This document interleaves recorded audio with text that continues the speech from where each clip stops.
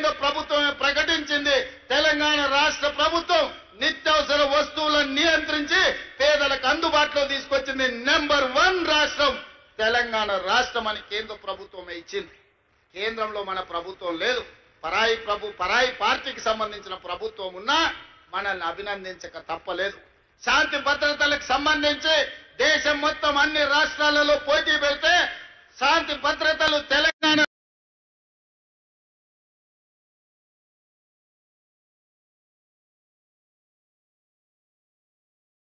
రాష్ట్రంగా తెలంగాణ రాష్ట్రాన్ని ఈ రోజు కేంద్ర ప్రభుత్వం ప్రకటించాల్సి వచ్చింది.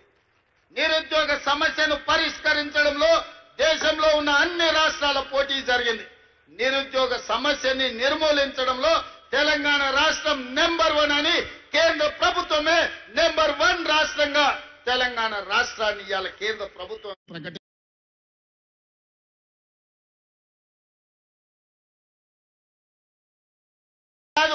పన్నుల వసూళ్లలో రాష్ట్ర ప్రభుత్వానికి వచ్చే ఆదాయంలో ఏ రాష్ట్రం అత్యధికంగా తన పన్నులను వసూలు చేసింది అనంటే తెలంగాణ రాష్ట్రమే.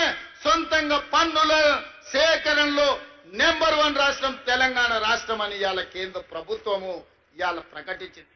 అందుకే మిత్రులారా, పరిపాలన మన చేత కాదని, మన వల్ల కాదని, పాలమూరు జిల్లా వాళ్లకు పాలన చేత కాదని అవహేళన చేస్తున్న వాళ్లకు ఇదే దీటైన జవాబు. పాలమూరు వాళ్ళు తట్ట పని, పార పని, మట్టి పని కాదు, పరిపాలనలో కూడా నెంబర్ 1 గా దేశానికి ఆదర్శంగా నిలబడతామని, ఈ దేశానికి తెలంగాణ రాష్ట్రాన్ని ఆదర్శంగా నెంబర్ 1 గా తీర్చిదిద్దుతామని ఈ 16-17 నెలల్లో మనం నిరూపించినాం. కానీ ఇది సరిపోదు, ఇంకా ముందుకు వెళ్ళాలి అనంటే ప్రజలందరూ మమేకమై మనతో కలిసి వచ్చి మా అడుగులో అడిగేసి మమ్మల్ని ఆశీర్వదించి ముందుకు నడపండి. అచ్చంపేటలో ఏ విధంగా అయితే ప్రతి రైతుకు సోలారు పంపు సెట్టు ఇచ్చి విద్యుత్ అవసరం లేకుండా స్వయంగా ఆదాయాన్ని పెంచుకోవడానికి అచ్చంపేటను ఏ విధంగా ఆదర్శంగా తీర్చిదిద్దాలనుకుంటున్నామో తెలంగాణ రాష్ట్రంలో కూడా ప్రణాళికలు చేయాలి. ఈనాడు ఏ పేదల కోసం మా పెద్దలు పట్టి విక్రమార్క గారు చెప్పిండ్రు, ఈ దేశంలో ఈ భూమి మీద జరిగిన ఏ పోరాటమైనా భూమి కోసం లేదా స్వేచ్ఛ కోసం జరిగిన పోరాటాలే.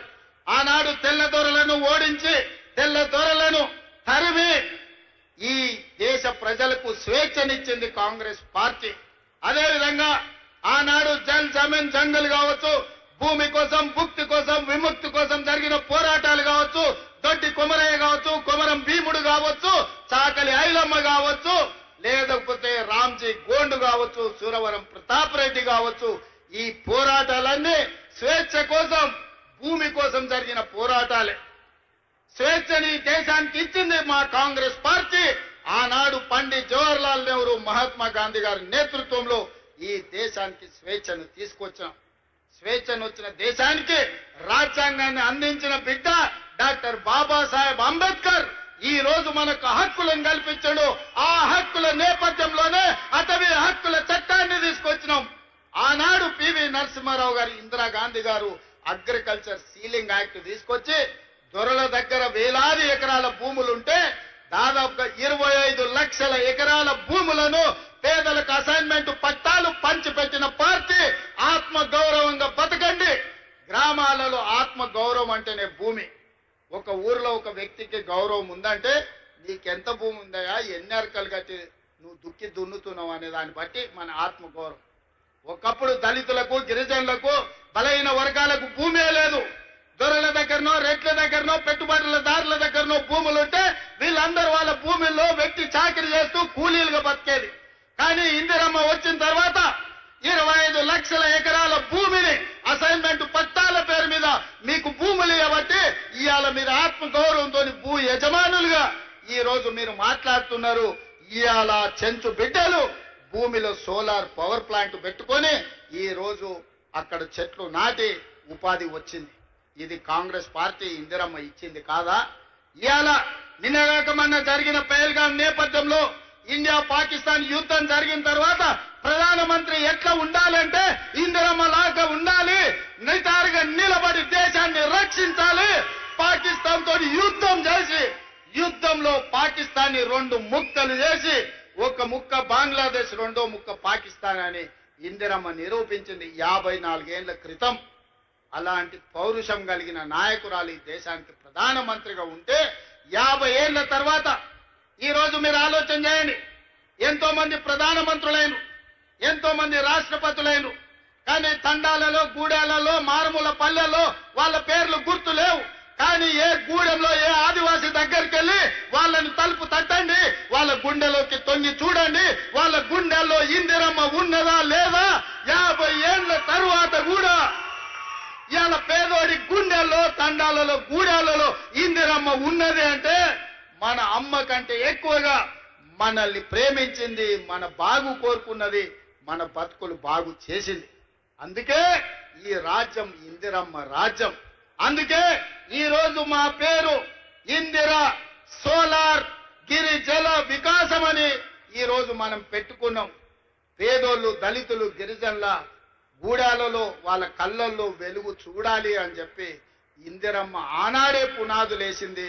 ఆ ఇందిరమ్మ వారసులుగా ఈ రోజు మేము మీ ముందుకు వచ్చి నిలబడ్డాం. సోదరులారా, ఇవాళ మీరు ఆలోచన చేయండి. 10 ఏళ్ళు తెలంగాణ రాష్ట్రంలో ఏ ఒక్క నాడైనా ముఖ్యమంత్రి వచ్చిండా, గిరిజనులను కలిసిండా? ఇప్పుడే మా సీతక్కతో అడిగిన, ఒకనాడు తాడువాయి మండలంలో ములుగు నియోజకవర్గంలో గిరిజనులు ముఖ్యంగా అక్కడ ఉండే గొత్తికోయలు పొలం దున్నుకున్నారని ఆడబిడ్డల్ని చీరలిప్పి చెట్ల కట్టేసి కొట్టే ఆనాడు 20 కిలోమీటర్ల అడవిలో నడుచుకుంటే నేను సీతక్క పోయి ఆనాడే చెప్పినాం, ఈ గిరిజనులకు అండగా నిలబడతాం, ఈ గిరిజనులు ఆదుకుంటామని. ఆ గిరిజనులకు అటవీ హక్కుల చట్టం తీసుకొచ్చి 6,70,000 ఎకరాల భూ పంపకాలు, పోడు భూముల పట్టాలు Congress party doctor YS Rajasekhara Reddy గారు ముఖ్యమంత్రిగా ఉన్నప్పుడు సోనియా గాంధీ గారి నాయకత్వంలో మనం ఇచ్చిన మాట వాసం కాదా? అందుకే ఇవాళ ఈ నల్లమల్ల డిక్లరేషన్ లో నేను మాట ఇస్తున్నా. తండాలలో, గూడాలలో, మారుమూల పల్లెల్లో ఉన్న ఆదివాసీలందరికీ 6,70,000 ఎకరాలలో నల్లమల్ల డిక్లరేషన్ లో భాగంగా సోలార్ పంపు సెట్లు ఇచ్చి మీ పంటలు పండే విధంగా, మీరు తోటలు పెట్టుకునే విధంగా, మీరు ఆత్మగౌరవంతో బ్రతికే విధంగా మీ భూమి మీద మీకు హక్కు ఇవ్వడమే కాదు, మీ భూమిలో విద్యుత్ ఉత్పత్తి చేసి మీకు మీరే యజమానులుగా బాగుపడే విధంగా ఈ నల్లమల్ల డిక్లరేషన్ లో తీసుకున్న నిర్ణయాన్ని అమలు చేసి చూపిస్తామని చెప్పి నేను ఈ సందర్భంగా తెలియజేస్తున్నా. నేను గ్రామాల నుంచి వచ్చిన కాబట్టి పేదవాళ్ళ కష్టాలు నాకు తెలుసు. నల్లమల్లను అభివృద్ధి పదం వైపు నడిపించే విధానం నాకు తెలుసు.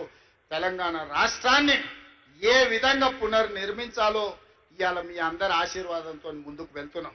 కొంతమంది కుట్రలు చేయొచ్చు, కుతంత్రాలు చేయొచ్చు, వాళ్లకున్న అక్రమ సంపాదనతో సోషల్ మీడియాలో మన మీద దుమ్మెత్తి పొయ్యొచ్చు. కానీ నిజం అనేది తెలుస్తుంది.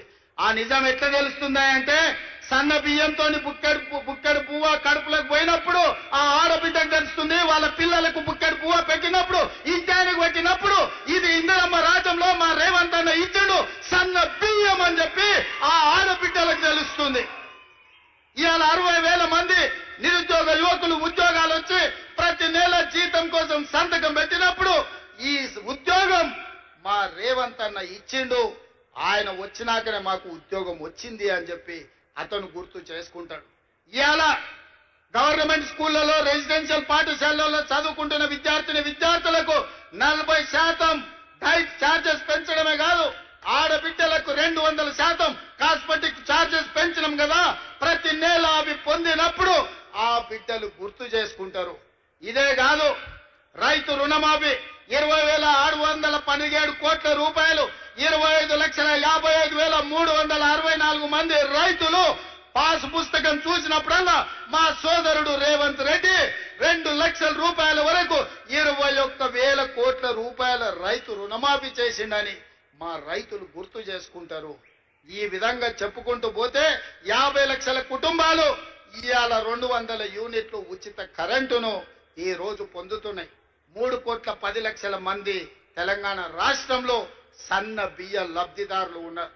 వీళ్ళందరూ గుర్తు చేసుకున్నప్పుడు ఆ సన్నాసులు సోషల్ మీడియాలో చేసే తప్పుడు ప్రచారం నాకు ఒక లెక్కన అని చెప్పి ఈ రోజు మీ అందరి ముందర నేను చెప్పదలుచుకున్నా.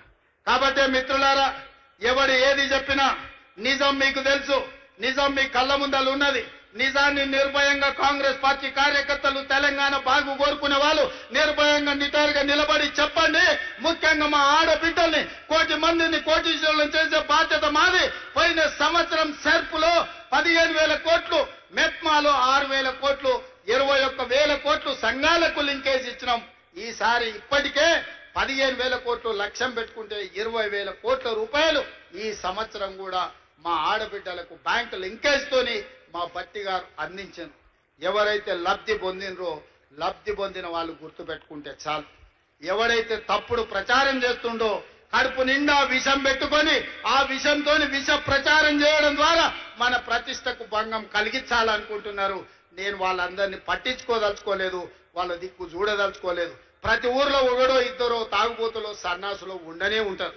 అంత మాత్రాన ఊరేమన్నా పాడైపోతుందా? ఊరికేమన్నా దరిద్రం వస్తుందా? మిత్రులారా, తెలంగాణ రాష్ట్రంలో కూడా 5 మందో 10 మందో నాయకులు సన్నాసులు ఉండొచ్చు, దరిద్రం ఉండొచ్చు, కడుపు నిండా విషం ఉండొచ్చు.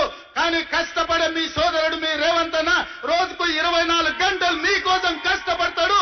నల్లమల పౌరుషాన్ని, నల్లమల పరిపాలనను దేశానికి ఆదర్శంగా నిలబెడతాడు.